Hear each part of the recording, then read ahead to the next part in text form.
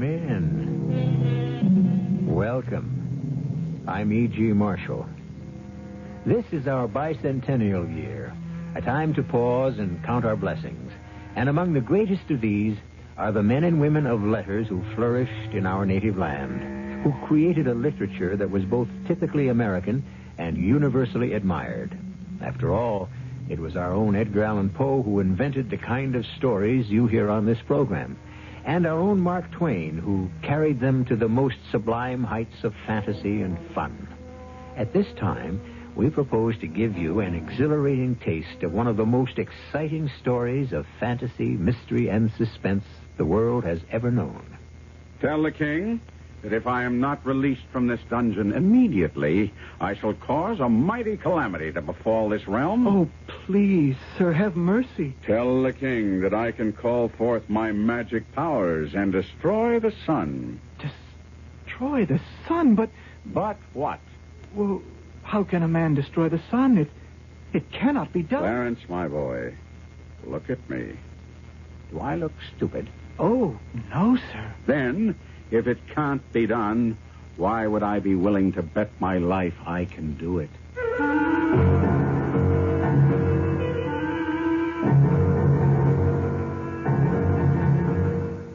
Our mystery drama, A Connecticut Yankee in King Arthur's Court, was adapted from the Mark Twain classic, especially for the Mystery Theater, by Sam Dann, and stars Kevin McCarthy.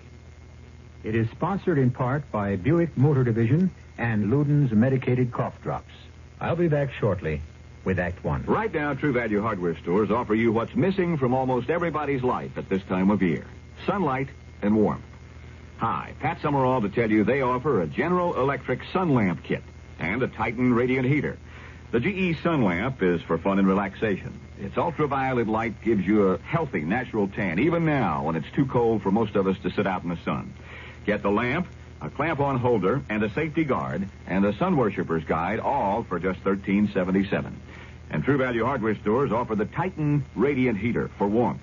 It's designed for use in barns, garages, and chilly basement workshops, so you can work in comfort, even in the cold. It gives you 2 fan-forced heat ranges controlled by an automatic thermostat. It's portable, and you can mount it overhead, too, out of the way. It's just $19.88.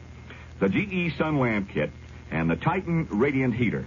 Sunlight and warmth from your participating True Value hardware store. And you can charge it on Master Charge at many stores. Here's a tip from your Better Business Bureau on the metric system. You know, use of the metric system as a uniform system of measurement in this country is growing rapidly.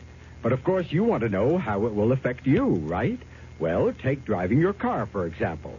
The kilometer will replace the mile in expressing distances. Right now, 1 mile is equal to 1,760 yards, or 5,280 feet. Now, isn't it easier to remember that 1 kilometer is equal to 1,000 meters? Your car's speedometer will also change from miles per hour to kilometers per hour. So will speed limit signs on the highways. And again, the standard unit of measure will be the meter. And so when you order a tank full of gas, the liquid measure will be in liters, not gallons. For example, a fill-up of 16 gallons is equal to 60 liters. For more information on the metric system, write to Metric Information Office, National Bureau of Standards, Washington, D.C.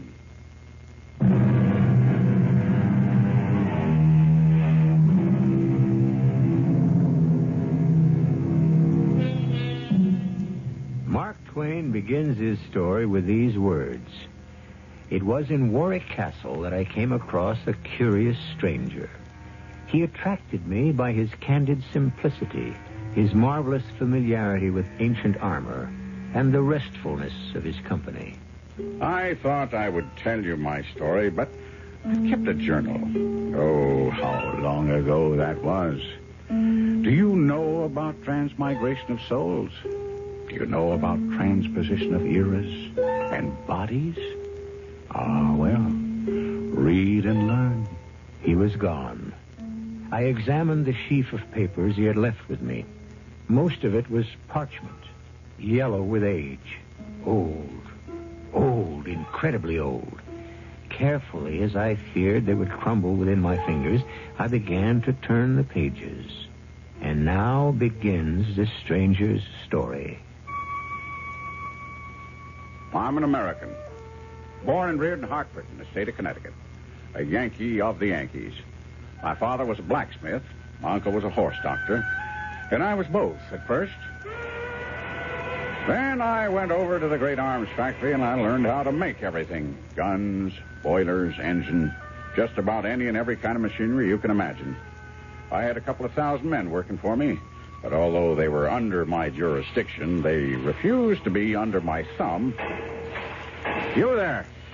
Shut that machine down. Who says so? I say so. Well, who do you think you are? I'm the boss. Well, why didn't you go soak your head? I'm giving you an order. I don't take orders from you. How about this kind of an order? Out. Now, shut that machine down. Well, you see, you couldn't explain to him he was doing the wrong thing and wasting company time and material. So I had to develop other methods of communication. Well, that worked out pretty good for a while. But, as the good book says, he who lives by the fist. We had a big, sulky fella named, aptly enough, Hercules. A surly brute he was. Everybody left him strictly alone. I should have left him alone, too, but I had to prove who was boss. Oh, he laid me out with a crusher alongside the head that made everything inside crack. It seemed to spring every joint in my skull. And then suddenly the world went out in darkness.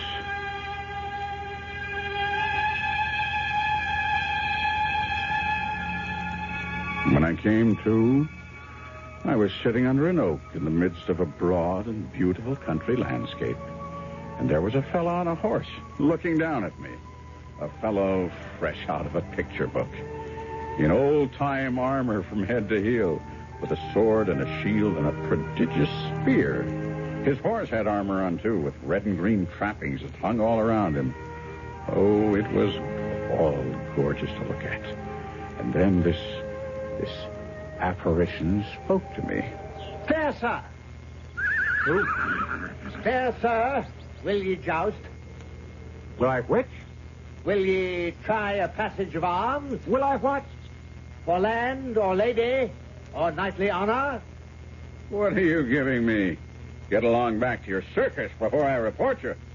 Sir, thy incivil, discourteous, and unmannerly answer shall receive the chastisement it so richly deserves. And don't hurry back. As he galloped off, I thought I'd seen the last of him. But wouldn't you know, he suddenly turned around, came a-rushing back with his long spear pointed straight at me. I saw he meant business, and so I was up the tree when he arrived. Varlet, stand and fight. Now, friend, I don't have any real quarrel with you. Wilt thou tilt with the lads? What makes me think he's from a circus? Then draw thy sword. He has to be from an asylum. Cowardly wretch. And so I'd better humor him. Friend. I be not friend of thine. Can't we discuss this reasonably? Dost thou acknowledge thyself captive of my sword and spear? Absolutely, and I'll be sure to acknowledge it to your keeper. But of a surety, thou must this acknowledge to my keeper and thine, his beloved majesty, King Arthur. How far are we from Bridgeport? Bridgeport? I wit not the name. Come, we hie toward Camelot. Camelot? You're kidding.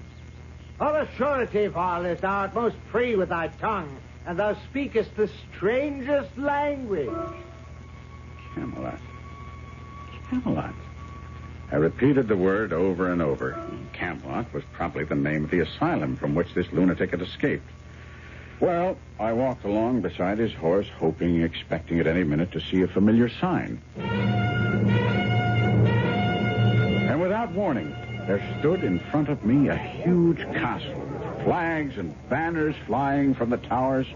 I stopped. I was almost petrified with shock, because I could see the place was filled with people dressed in the most outlandish costumes. And when they saw me, they were almost struck dumb with fright. Fear not, gentlefolk.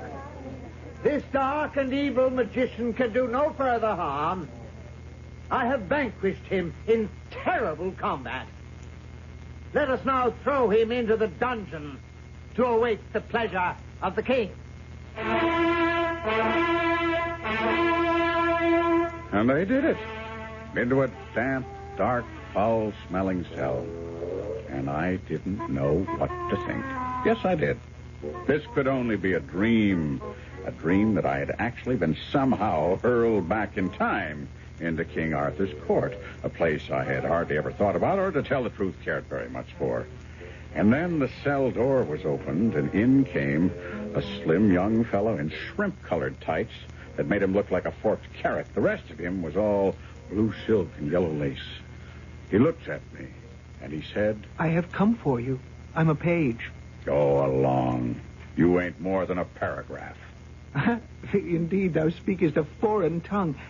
What is thy name? From whence dost thou come? Ah, and thy raiment. Such outlandish clothes. Well, friend, do me a service. Do you belong to the asylum, or are... Fair sir, me seemeth... That'll do. You're a patient. Oh, if I could just see the head keeper for a minute. Just for a minute. Head keeper? Oh, but that is a passing strange way to refer to His Majesty. Clarence. I am called Amias Le Poulet. Oh, well, I'll call you Clarence for short. You look like a good-hearted fella. Yes, 'tis true. And it shall be my undoing. For I was born in an unlucky year. No, there's no such thing as an unlucky year. Oh, indeed there is. 13 is most unfortunate, and I was born in 513. Wherefore, it is well known... Oh, wait. Clarence. Hold. Stop. Say it again, and say it slow. What year was that? 513. 513. You, don't look it. Now, come, my boy. I am a stranger and friendless. Be honest and honorable. Are you in your right mind? Forsooth. Never mind that. Either I've become a lunatic or something just as awful has happened. Now tell me, honest and true now, honest and true. Hmm? Where am I? In King Arthur's court, and it please you. And it pleased me. Oh, well. And according to your notions, what year is it now? 538, 19th day of June. No, it can't be. Do you mean to tell me that I'll never see my friends again? Never again? Perhaps the divine will shall permit thee to. Well, how? They won't be born for 1,300 years. Please, good sir, be of merry countenance. Oh, merry countenance. Do you realize... Wait, Clarence. What virtue are we Yankees celebrated for throughout the civilized world? Mayhap I have not heard. Thrift, Clarence. Thrift. Now, your true Yankee never throws anything away, because you can never tell when it'll come in handy. I happened to read one time that the only total eclipse of the sun during the first half of the 6th century occurred on June 21st, 538 A.D. at exactly 3 minutes after noon. Eclipse? Good sir. Yes, sir, Clarence. Eclipse. Eclipse. Is it peradventure something good to Now, eat? ask me how I intend to use that seemingly unimportant, insignificant, no account, irrelevant little fact. Ask me. If it please you, sir. You say this is the 19th of June, 538? Well, Clarence, I say it's the 19th of June, 1879. What magic dost thou speak, sir? In either case, the day after tomorrow has to be the 21st. No eclipse is scheduled at all in 1879. Therefore, if we do have one, it's no dream, Clarence. It's no dream. Come, sir. It is the signal that the dinner is done at the round table, and my master and thine, Sir Kay, desires to show thee before the king in the court. Sir Kay? Yes, sir. And what plans does Brother Kay have for me? Oh, sir, jest not. No humble monk is he. Sir Kay is foster brother to our liege King Arthur himself. He will have thee kept here till thy friends ransom thee. Clarence, none of my friends have been born yet. Oh, sir, speak not such madness. All right, let's go. Get the exhibition over with. And what if I am among lunatics? I'm smart enough to become boss of the asylum. Boss. Is that thy name? Sir Boss.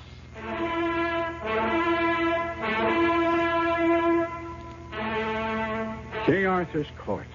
How do I describe it? An immense place filled with loud contrasts, a babble of sound, a rainbow of color. The place was a madhouse, and at the center, a round table. And around it sat a great company of men dressed in splendid hues. Well, finally the king raised his hand, and it must have been a signal for silence. Sir Kay, my good brother. Yes, Your Majesty. Is this the sorcerer? It is even true, my liege. Yes, it must be true. Who but a sorcerer would wear such outlandish clothing? This suit cost $15, second hand. The suit is one of enchantment. Who's that? That's Merlin, sir.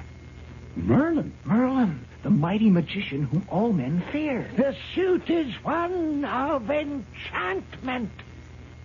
I behold in him a creature of the devil. A creature of the devil? Your Majesty, I see the devil emanate from his body. Burn him. Well, then, if it must be done... It must be done, Your Majesty. Then let it be done day after tomorrow, the 21st day of the month, at high noon. This is not the usual manner. They do not kill. They hold for ransom. Well, Clarence, don't worry about it. Well, you say I'm not to worry, but they burn me at the stake high noon the day after tomorrow. No, Clarence. They won't be able to swing it. Swing? No, you see, I won't be here. Well, I wit not what thou sayest, Sir Boss. Where shalt thou be? In Hartford, Connecticut. Oh, is that the place of magic and enchantment where Sir Kay captured thee? Oh, it's a place of magic and enchantment, I guess. In some ways. But dost thou intend to return there? Oh, I don't have to return. I never left. Sir Boss, my poor wits cannot understand. Don't worry about me, Clarence. I'm still there. All this is only a dream.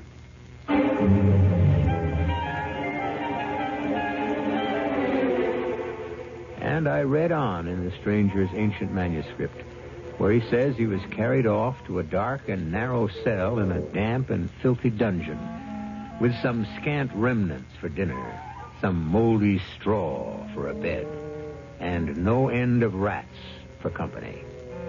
And we must leave him there until it is time to return with the second act in just a few moments.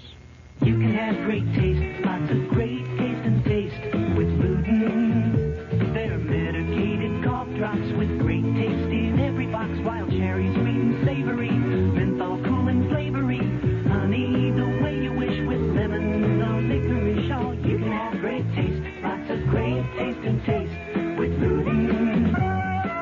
Luden's, the medicated cough drops that don't taste medicated. They taste great. Use only as directed. Who's just about wiped out smallpox and smallpox vaccinations? Who got the world's pilots in control towers to speak English so you can land safely? Who helps you in dozens of ways? The United Nations. Learn what it's doing for you. Get the free UN booklet. Write United Nations Association, Box 475, New York 10017. There's always been a U in the UN. Presented by this station and the Ad Council. Dreams. We all seek to understand the many ways in which God reveals His Word. Throughout time, God has spoken to man in dreams. Jehovah said in the Old Testament, "Listen to my words. If a man be a prophet, I make myself known to him in visions. I speak to him in dreams." So pay attention to your own dreams. They might well reveal flashes of the future, predictions and warnings of things to come.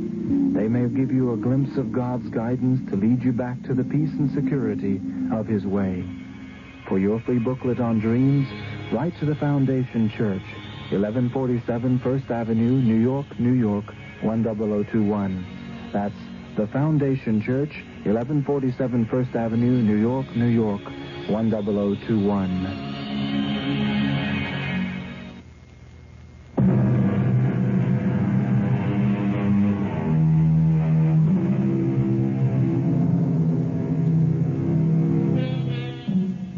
Yankee, a two-fisted foreman in a Connecticut arms factory, picked a fight with the wrong party one day. When he recovered consciousness, he found himself in a strange place, peopled by folk who claimed to be members of King Arthur's court. Indeed, because of his odd 19th century clothes and manner, he has been judged a sorcerer and has been condemned to the stake. The usual fate of such people in those times.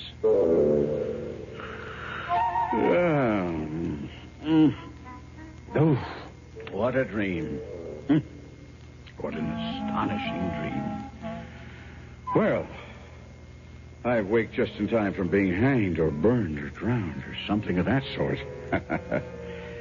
Now what I think I'll do is nap again till the factory whistle blows, and then go down to the plant and have it out with Brother Hercules. I give you good morning, Sir Boss. What? You still here? Go along with the rest of the dream. Come on, scatter. Oh, thou art indeed most merry, Sir Boss. Thou canst laugh in the face of dire peril. All right.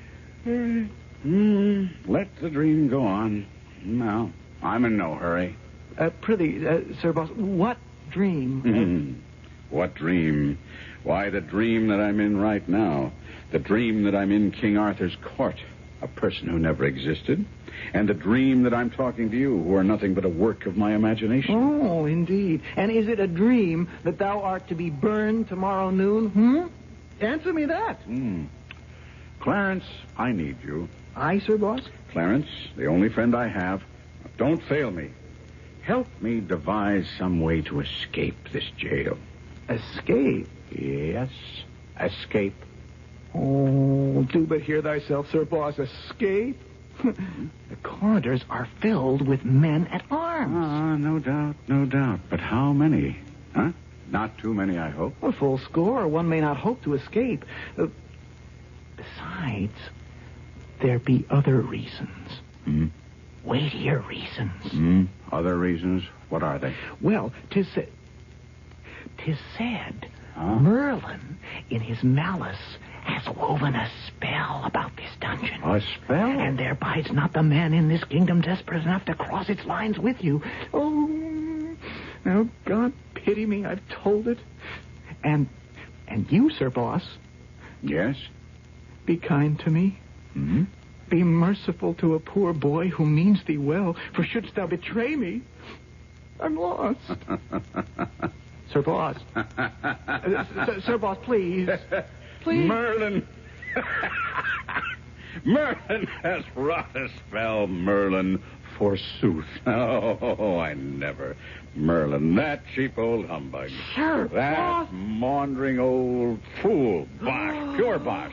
The silliest bosh in the world. Beware. These are dreadful words. Of all the childish, idiotic, chuckle-headed, chicken-livered superstitions that I ever...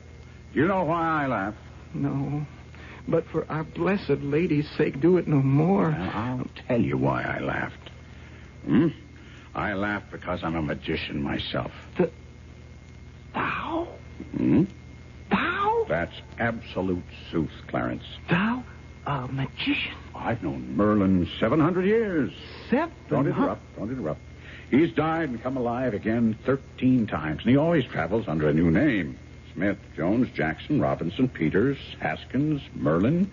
Always has himself a brand new alias.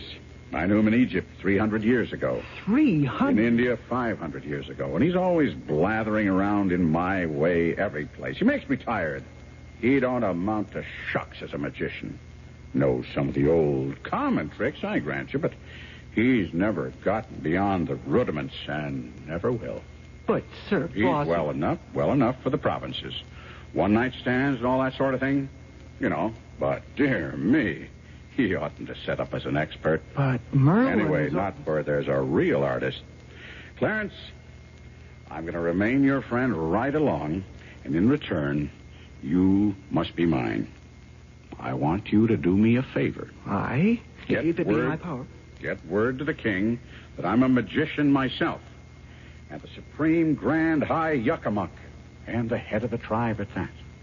Tell him that I'm just going about quietly arranging a little calamity here that'll make the fur fly in these parts if Merlin's project is carried out and any harm comes to me. Will you do me that little favor, Clarence? Oh, Sir Boss, please, I'm frightened. Now, Clarence. Promise me, poor sinner that I am, poor unworthy sinner, that thou shalt always be my friend, Sir Boss. Sure. And thou shalt never turn against me. Never. Never cast any of thine awful enchantments against me. Absolutely. And thou wilt always protect me. Always. Well, then, I hasten to do thy bidding. Well, I could see how things work in this asylum. People simply take you at your word. So I was feeling good for a while. And then it occurred to me, when this boy calms down, he'll wonder why a great magician like me should have to beg a nobody like him for help. And he'll see that I'm a humbug. But then I reasoned, these lunatics can't really think. So I felt better. But then I got frightened again. I had sent the lad to scare his betters with a threat. Suppose they called my bluff. What could I do? Should have thought about my calamity first. Well, maybe the threat itself will be enough. Maybe. Clarence? Sir Boss? Well, Clarence? Speak. Tell me. Give me the verdict. I hasted the message to our liege, the king. Yes? And Yes. straight away, he had me led into his presence. He was frightened, even to the marrow. And straight away, he said, I give the order for the instant enlargement of, what name is this mighty enchanter, lad? Sir Boss. Sir Boss. Rescue him at once from the vile dungeon, clothe him in silks and furs, lodge him as befits one so great, and let us pray that he will forgive us our foolishness. Yes, Your Majesty. Your leave to speak. You have our leave, Merlin. This threat, this calamity, of what does it consist? I know not. Lad, has Sir Boss described its awful nature?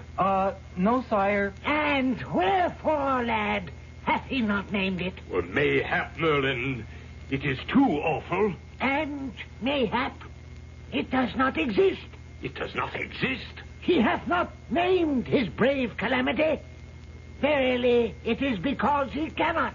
But, Merlin, it may well be... It may well be foolish and idle vapor. But do we dare provoke one of such great magic powers, Merlin?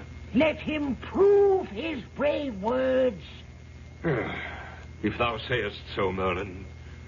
Lad, Your Majesty? return to, Sir Boss, and in all courtesy prevail upon him to consider all the factors in this perplexed case, and name the calamity, also the nature of it, and the time of its coming. A sellout. I could have had a sellout if not for Merlin. Oh, Sir Boss, delay not. To delay now were to double and treble the perils that already encompass thee about. Oh, please, be thou wise. Be wise. Name the calamity. Is that all? Just name the calamity? Oh, yes, Sir Boss, oh, yes. Name the calamity. Yes.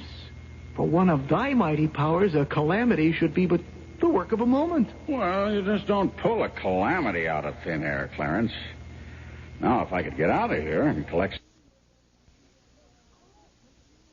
the eclipse. Oh, the thing that thou did speak of before. Clarence, it seems I recall that Columbus or Cortez or one of those people used it as a trump card against some savages.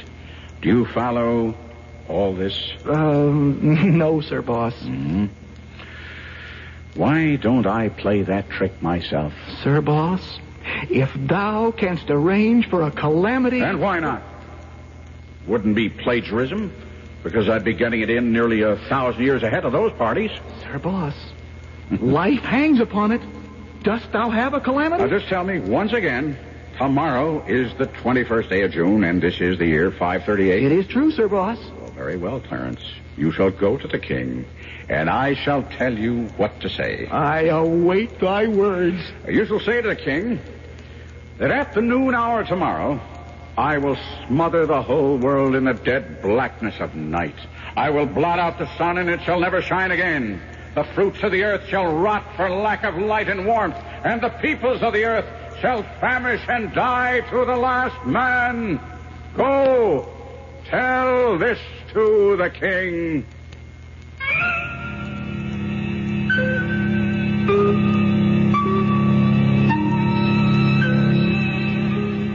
And when the threat was made, when the sought-after calamity was described, as the stranger wrote in the faded parchment document, poor Clarence turned pale and collapsed with fright, and the Connecticut Yankee had to carry the boy out of the cell and hand him over to the guards. Well, now I must hand you over to some folk who have some words of wisdom for you, and then we shall all return here for the third act. Isn't it nice to know you're free? To see the things you want to see. To touch the heights you dare to reach. To know you're all that you can be. You seem to be in a hurry, sir. Yes, I am. You are in a hurry? Oh, yes. Well, no doubt you're rushing down to buy a Buick Electra because you know that Electra has the kind of ride and comfort Buick's famous for. That's right. And because you know it's America's second largest selling full-size luxury car. You got it. So you're hurrying because you want to get there before the Electras are all gone. That's very good. How did you know I was going to buy a Buick Electra? Well, it was on the shopping list you dropped back there, you see. Dozen eggs, quart of milk, Buick Electra. Son of a gun, I forgot the pistachio nuts. That's not on the list. Well, I forgot them anyhow. You're on the wings of the wind. How it's gonna be your spirit's free. Who will cope with tomorrow for a brighter day? There's one hope for tomorrow, the children of today. There is only one hope for tomorrow, the children. Yet there are children in this world right now who have no hope for a brighter today. They're hungry, illiterate, living in misery, and when they grow up, if they grow up, they'll pass on this hopelessness. And it's the world's loss and the world's shame. You can help children to grow up with healthy bodies and educated minds, with a zest for life that they'll pass on to their children and to our world. Won't you please send a check to Save the Children Federation, Box 970, Grand Central Station, New York 10017. That's Save the Children, Box 970, Grand Central Station, New York 10017. Think about tomorrow. We've got to save the children and save the world. Help them to grow.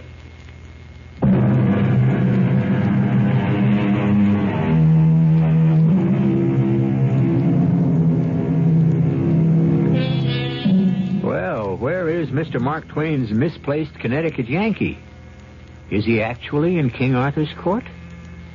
There's only one way to find out. Wait and see if there's an eclipse. The eclipse, as you probably know by now, shall perform a double duty. It will set the date beyond all shadow of a doubt, and it will also save our hero's life. Clarence, did you deliver my message? Oh, yes, sir, boss. And? Oh, we're struck dumb with fear and dread. Let this be a lesson to you. Never lose hope, do you hear? I hear, sir, boss. Even when it's darkest. It is even so. Now, tomorrow.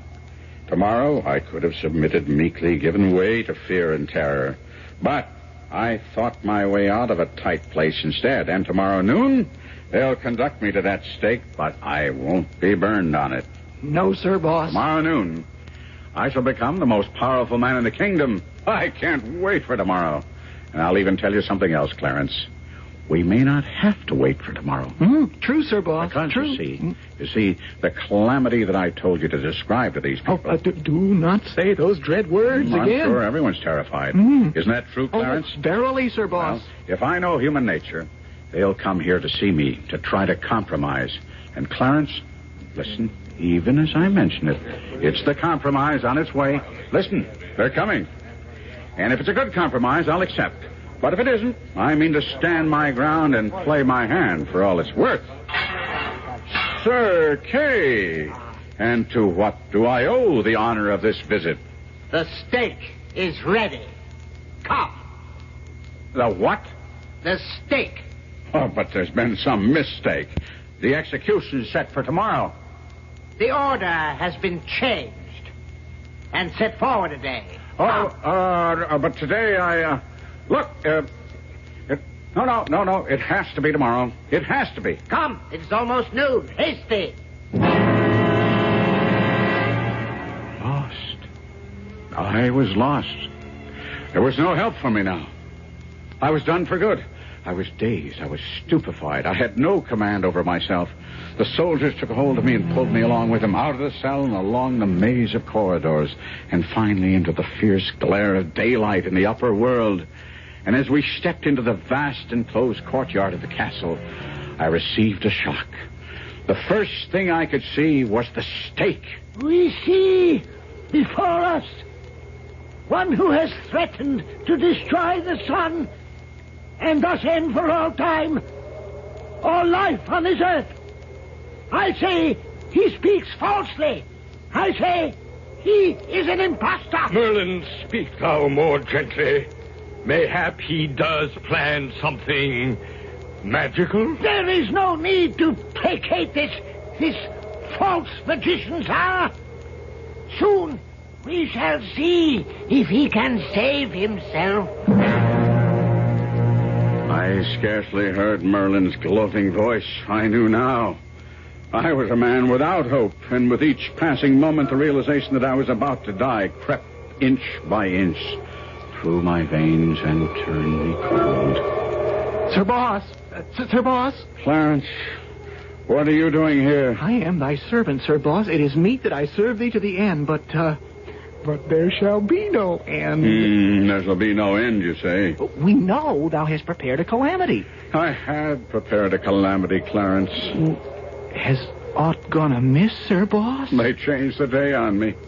The calamity was set for tomorrow, not for today. I know, and 'twas through me that the change was wrought. Clarence, what are you telling me? When I spoke thy words to them, when I revealed the calamity in store, oh, how mighty was the terror it did engender. Then also I saw that I could save the sun. Save the sun, Clarence. It would not be necessary to destroy the sun. But, Clarence... Yes, Sir Boss.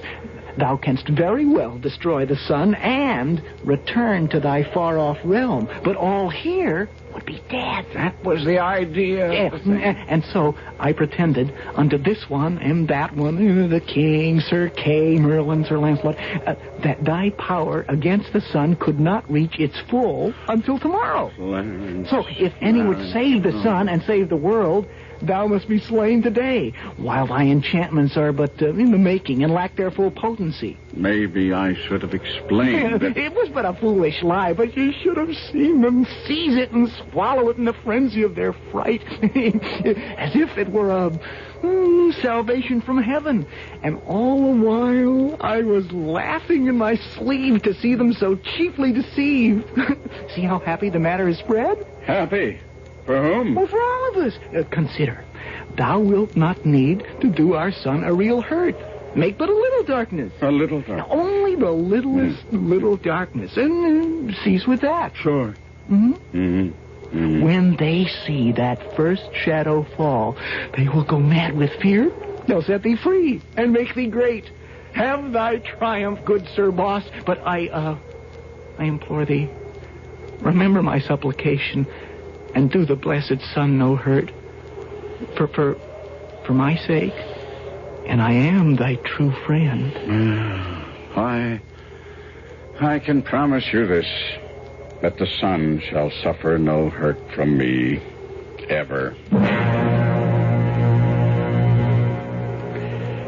I guess when we're done in more by our friends than by our enemies. Tomorrow I could have worked a miracle. Today, I can only be fuel for a fire. Poor Clarence. What could I say to him? How could I explain it? I wanted to frighten the king and Merlin in the court, and I did. And I also frightened Clarence as well. I should have thought of that. All Clarence really wanted to do was to save the sun. He actually thought I would have to destroy it to prove my point. Well, it should be a lesson to me. But, unfortunately, I won't be able to learn from it. How do I get out of this? If it's a dream, I don't seem to be waking up. And here are the soldiers piling up rows of very flammable-looking wooden faggots all around me. Around my ankles, my knees, my body. And I hear the voice of a monk droning something in Latin. And now comes a man. His face is masked, the executioner. He carries a blazing torch. He kneels down at my feet. He's ready to apply the torch. And it's no dream. Ye have threatened us with destruction. Answer him, Sir Boss. Remove the smirk from his evil countenance. Thou hast threatened our very fount of life, the blessed sun itself. Well, show us thy powers. Merlin, do not force Your him. Majesty, the man is a liar. He has no powers at all. He has lied. Now, Sir Boss, now. Make them all quake and tremble. Poor Clarence. Poor Clarence? What sayest thou? Why poor Clarence? Because... Sir Boss, because... Sir Boss, look. Oh, the sun. Look, everyone. The sun. The sun. Thou hast begun thy magic. See the black about the sun. The eclipse. Hey, it can't be. Sir Boss, spare the sun. Apply the torch. I am Merlin. I forbid it. I am the king. Then I shall apply it myself. I am Merlin. I fear no one. Stand back, old man, before thou encounterest the wrath of Sir Boss. Even now, he destroys the sun. Now, those are but random clouds. Hand me the torch. It's the eclipse. Executioner, hand me the torch. I say no. Stay where you are. If any man moves, even before I give him leave, I will blast him with thunder. I will consume him with lightning. Even the king. Now as for you, John W. Merlin, sit down. Sit down, or you're a dead man. That's better. Sir Boss, be merciful. I will think it over, Your Majesty. Stay no further into this perilous matter, lest disaster follow. It was reported to us that thy full powers could not attain their strength until tomorrow. You think these are my full powers? I'm feeling very weak today. Name any terms, fair sir, even to half of my kingdom. Oh, but stop. Oh, stop this gathering darkness. I should like to, Your Majesty. Believe me, I should like to. Thou shouldst like to? But once begun, these calamities are difficult to untrack. It's best not to start them. We understand full well, but each moment it grows more dark. And see, the people are struck dumb with fear. As they should be. How long, oh, how long shall thy anger last? Oh, Your Majesty, Sir Boss never remains wrathful too long. I implore thee, Sir Boss. I shall let this darkness grow deeper for a little while longer in order to serve as a lesson. Oh, we have learned our lesson. Have you? Then let all be silent while I gather my powers in order to reverse this terrible darkness and save our glorious sun. Clarence, what day is this? The 21st. The 21st? Hang it. You said it was the 20th. Oh, by thy favor, Sir Boss, numbers flow through my head as water through a sieve. Well, then, if it's the 21st, this is the 6th century, and this is King Arthur's court, and I might as well make the most of it. O King, I have reflected.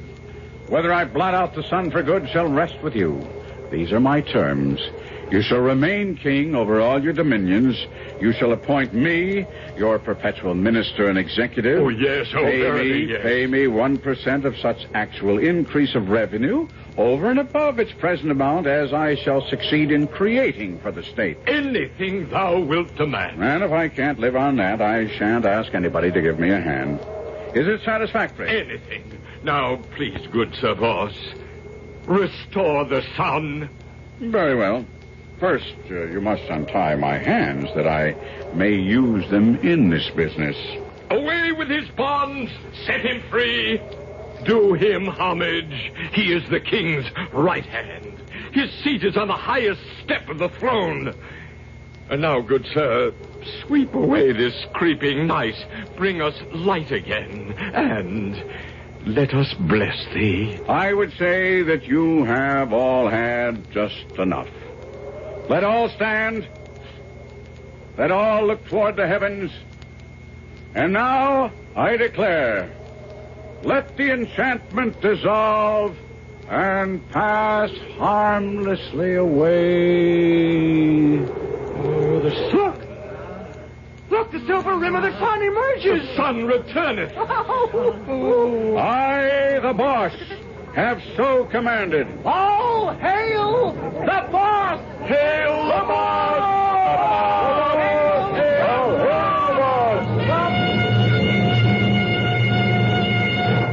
And so he became the boss. And to a primitive country, he brought the blessings of soap and toothpaste and gunpowder and books and railroads and telephones. And how did it work out? Well, this is only the exciting beginning of the story. Our purpose is to get you to go to the book itself and enjoy Mark Twain's glorious spoof on, when Mark Twain spoofs, he spoofs just about everything. But before you run to your library or bookstore, wait a few moments for me to return.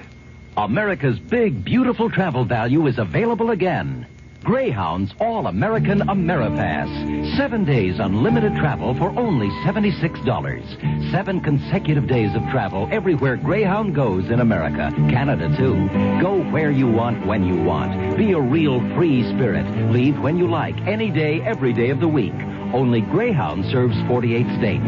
You don't pay for your All-American Ameripass until you're all set to go. And like Greyhound's 3 other Ameripasses, you'll enjoy special discounts on hotels, meals, sightseeing, and other good things. So get going with a Greyhound All-American Ameripass. 7 days unlimited travel for only $76. It's a great way to get in touch with family and friends for less money, because Greyhound's in touch with more of America.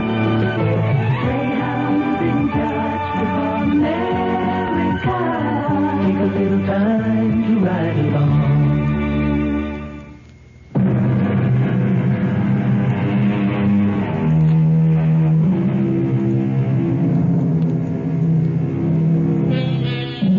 A Connecticut Yankee in King Arthur's court. All we could hope to do in the limited time allotted us was get him there. You, of course, should follow his progress. And in this bicentennial year, what could be a happier celebration than several hours with the most American of all writers, Samuel L. Clemens, or, as he would have it, Mark Twain. Our cast included Kevin McCarthy, Robert Dryden, Russell Horton, and Arnold Moss. The entire production was under the direction of Hyman Brown. And now, a preview of our next tale. Lawyer Wilson. What could he have said? Hay, feed, and grain merchant Wilson. What could he have said? Go down the list. Robert Titmarsh, Ella Fallett Weeks, Archibald Wilcox, Ingoldsby Sargent. What could he have said? I want to know. What did he say? What could he have said? It was the only topic of conversation. The 19 incorruptibles, starting with Banker Pinkerton on top and ending with poor Edward Richards on bottom, walked about with white and drawn faces, as if each of them was feverishly figuring out a way to get at that money. A head of steam was building higher and higher and fiercer and fiercer. Sooner or later, it would have to bust. Radio Mystery Theater was sponsored in part by True Value Hardware Stores and the Greyhound Ameripass. This is E.G. Marshall inviting you to return to our Mystery Theater for another adventure in the macabre. Until next time, pleasant dreams.